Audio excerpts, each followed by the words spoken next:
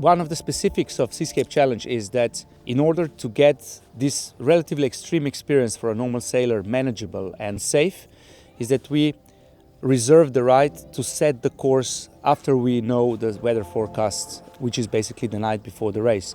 We also supply two routes, the long and the short one, so people can decide, like with marathons, do they want to do the full marathon or the half marathon.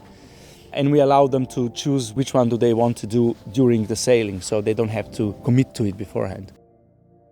The things we are looking at, together with typically Jure Jerman, is we like to avoid going upwind in strong winds. We love to send people downwind in strong winds, if available.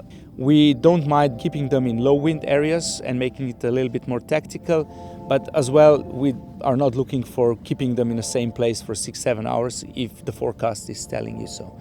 So in general, we like to maximize fun and minimize risk when we do the route setup. We try to include the spectacularness of the course as well, so to make it as beautiful as possible with all the landmarks which we have around us.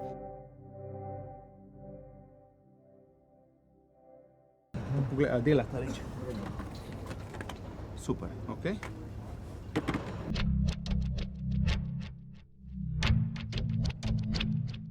I'll just point out 2-3 things that I noticed when I was doing the security checks.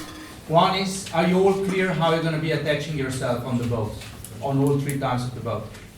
By that I mean, especially on the 18s, make sure that you have a smart way of being attached all the time, so not reclipping from lifelines on the left on the right side. So make sure you're either attached to the main sheet or to something which is at the foot of the mast. That's one thing. The second thing is you all have to have red flares and red rockets. Red rockets are more extreme measure, which I don't think, hopefully you're not going to use it.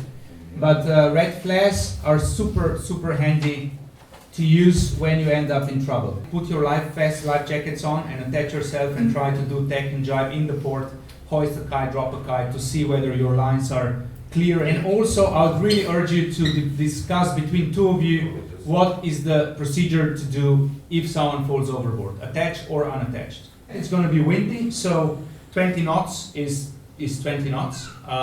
Especially in the night. The last part I expect is going to be most tricky, coming back in.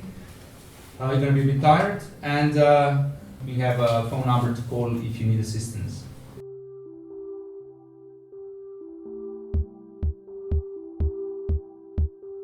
Probably it's worth defining the word comfort zone. It can be a little bit philosophical.